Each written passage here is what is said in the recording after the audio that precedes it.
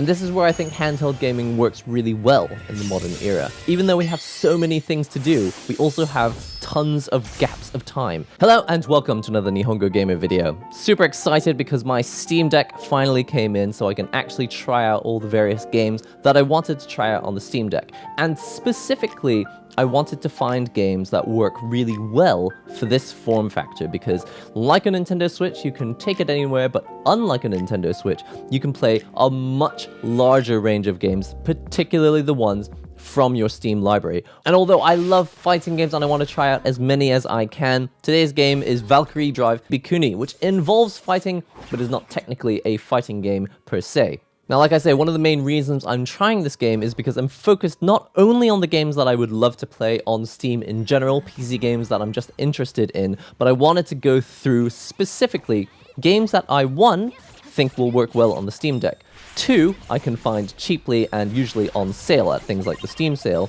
and three, games that are produced by Japan, because that's kind of the theme of this channel. And actually, I've played this game before. Valkyrie Bikuni came out, I think, in 2015 on the PS Vita, and I tried it back then when it was like a 30 FPS game and you could only play it on the PS Vita. But I think a few years later, it came out on Steam, and it's one of those games that you just always see in Steam sales for 50% off, sometimes 60 to 70% off. And that's the discount that I got because I paid $11.99 for this game and the game usually costs $29.99. So if you're watching this video, you're most likely looking for games that are fun to play on Steam Deck that you can buy cheaply and probably come from Japan, and Valkyrie Drive fits all of those categories. And if you've played games like Senran Kagura, you probably already know kind of what to expect. Now, I mentioned earlier that the game involves fighting, but it's not a fighting game, and that's because it's basically, for most of the levels, a hack and slash type of game. When you open up the story mode, you're given a bit of story, you destroy a few hordes of enemies, usually between 5 and 20. I don't know if that's a limit because of the number of characters that the PS Vita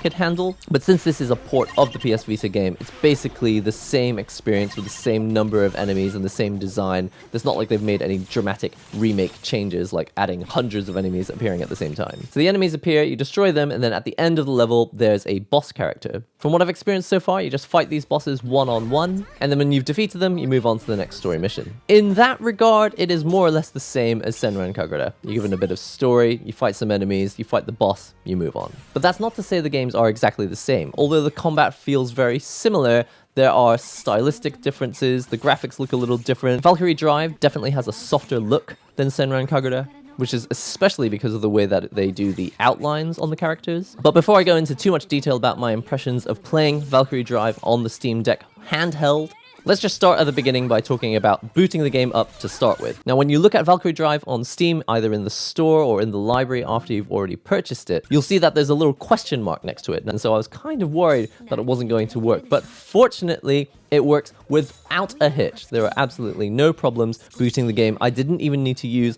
Proton GE. Now, when it comes to performance in the game, I found that everything ran really smoothly. I was always at 60 FPS as far as I could tell from the little counter in the corner. I ran the game at full screen 720p, which I think is the correct resolution to play this game at the full resolution. There is one option above that that allows you to run at a resolution of 1280 by 800, but even if you set that, it doesn't actually stretch to the top and the bottom of the screen. It still runs with the borders, so I think it's probably just running squished into a 720p container. So I don't really know what's going on with 800p, but I just set it at 720 just to be safe. Now let's talk about whether Valkyrie Drive is actually the type of game for you. First of all, let's get one thing out of the way. This game is aimed at people who want to see anime waifus in battle, and sometimes when they fight too hard, bits of their costumes actually get ripped apart. Let's make that really clear right at the start. If that doesn't offend you, or if actually you just really like games like that, first of all, Valkyrie Drive is already right down your alley. But past that aspect, when you look at the game itself, it's got nice visuals, which wouldn't look out of place on a PS3, which is kind of what the original PS Vita game library excelled at best, which was giving you kind of PS3-style experiences in a handheld form factor. The game runs smoothly, and the combo system feels like it was made by a company that, for lack of a better phrase, kind of knows what it was doing. In my opinion, pressing buttons in this game feels nice, fast, smooth, and it's fun to do. It's been quite a long time since I played Senran Kagura, and in fairness, I never really got into the battle system in it. But in Valkyrie Drive, I feel like the combo system is more flexible, or it just has more options, more fun things for you to do, because you are essentially still button mashing. You know, you're going to press the X button 3 times in a row, or you're going to press X a couple times and then press the Y button 3 times in a row. But the real fun of the battle system in Valkyrie Drive is the Phantom Dash. Essentially, you can attack enemies, you can knock them back, you can launch them, and after you've knocked them back or launched them, you can dash up to them really quickly for like a follow-up attack, or you can use Phantom Dash, which has like 3 different versions. You can Phantom Dance by pressing the X button again and doing another auto combo and then doing the Phantom Dash again.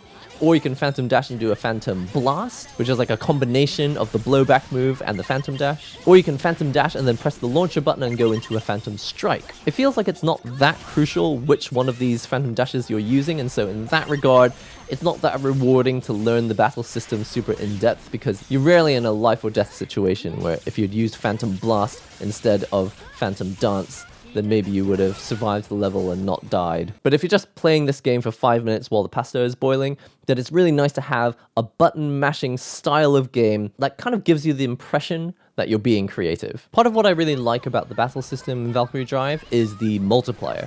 In games like Senran Kagura, the combo counter tends to disappear quite quickly, but in Valkyrie Drive, you're allowed quite a large grace period before the game drops your multiplier. And so as a result, even though you're really just combining a bunch of smaller combos together, they're all being added up to the same counter, and so you're doing combos of like 500 hits or 600 hits, but more importantly, your multiplier is going up.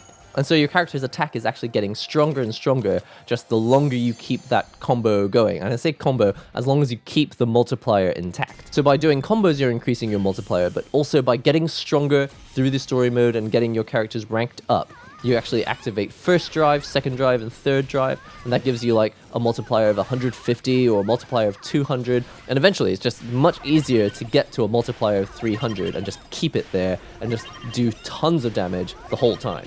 But what I really want to talk about is just my impressions of playing Valkyrie Drive on Steam Deck in general. I think that this is one of those games that is perfect for Steam Deck, and mostly because of the way that I choose the games that I play on Steam Deck.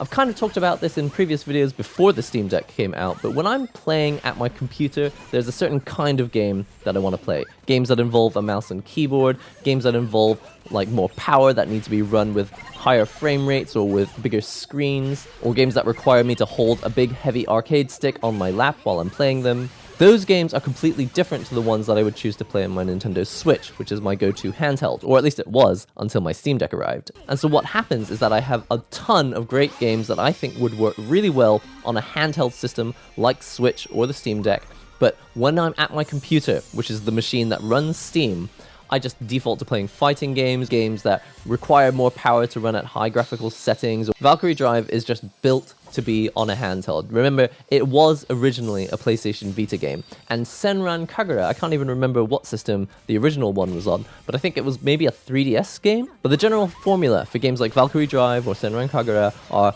I want to go into the game, I want to press a few buttons, destroy some enemies, and then I want to see a little victory screen at the end. Now, there are plenty of games where you go in and you destroy enemies like Dynasty Warriors or Devil May Cry, or you could play a fighting game. You can go one-on-one with your enemies and fight them. But the difference with Valkyrie Drive is the scale, and the whole experience is over in something like 5 minutes. And to me, 5 minutes is like the magic number. That's where a game becomes a handheld game. Even if you're not playing it on a handheld, it's the sort of game that you'll ignore when you're sitting at your PC, because you'll be like, yeah, but I don't want to play a game that's like 5-minute bursts of short levels with no story. But if you're like me and you've just put the pasta in a saucepan and you're just waiting for it to boil for 9 minutes, then it's like, okay, this is the perfect time to open up the Steam Deck, which turns on instantly. And because of the resume function, it goes right back to where you were when you pressed the standby button on the Steam Deck. And then I can just jump in, hack and slash away to my heart's content, fight a boss character at the end, and it's so much fun.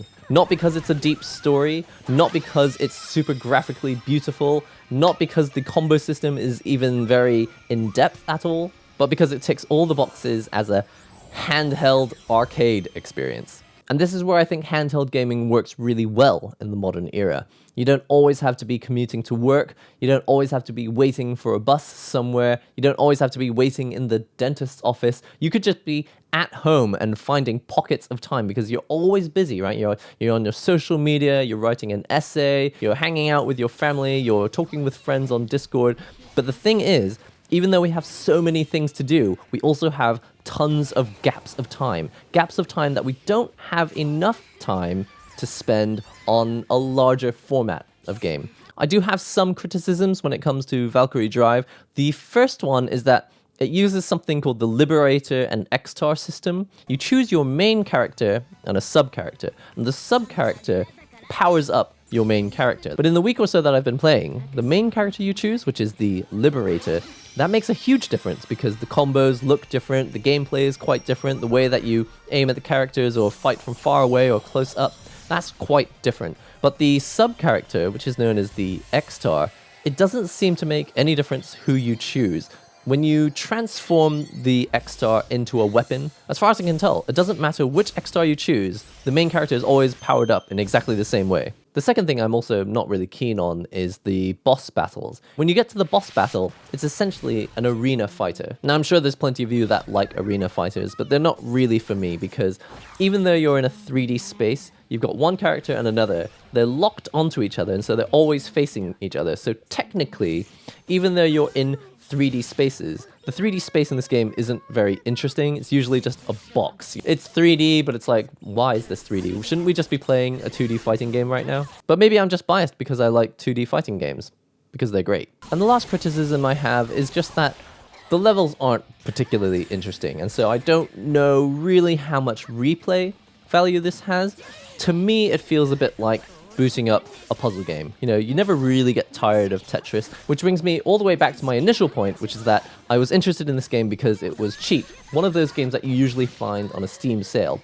So at 70% off, buying this game at $12, this is like great value, in my opinion. For $12, I've got a game on my Steam Deck all the time that I can boot up super quickly, which runs with perfect performance. It's like 60 frames per second all the time. It's pick up and play, 5 minutes of hacking and slashing through a level. Even though arena fighters are not really my thing, I still enjoyed it. And I think even though I shouldn't always be thinking about the price, I do think about how much I paid for a game while I'm playing it. And although I paid full price for Valkyrie Drive when it came out on the PS Vita, I didn't even really get into it at that time. And I think paying much less for the game has given me a completely different perspective on it. I'm like, hey, for $12, this is a lot of entertainment, and it fits perfectly into the 9-minute gap when I'm boiling pasta. So there's my conclusion on Valkyrie Drive. An excellent game for $12, usually on sale, that you can play while waiting for the food to cook. Listen, that's all I've got time for today. Just wanted to show you another game that I've been trying on the Steam Deck. Wanted to give you my thoughts and impressions after a week of playing it.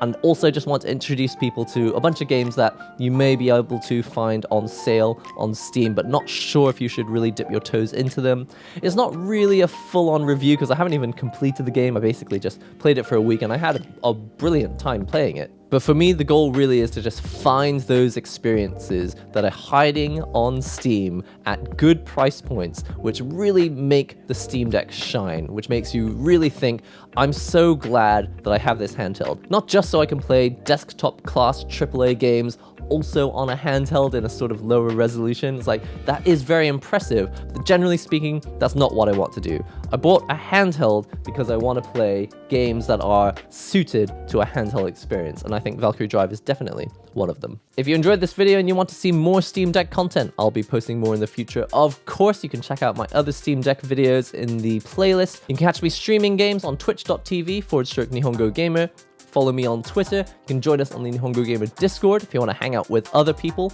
who enjoy the topics that we cover on this channel. And of course, don't forget to subscribe to this channel. That's all for today. I'll see you in the next NihongoGamer video.